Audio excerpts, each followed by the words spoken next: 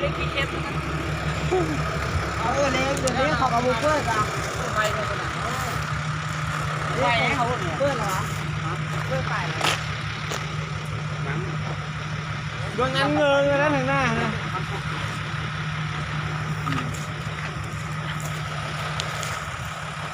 ตีเลขนี่สกอมาตีเล่นเลยเราเล่นกันทางหน้า118วะโอ้178ชูเลยว่าเมื่อนั้นน่ะ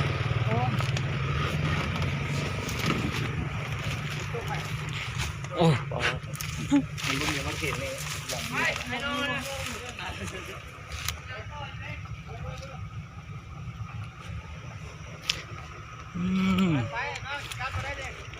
ตกตายเนี่ย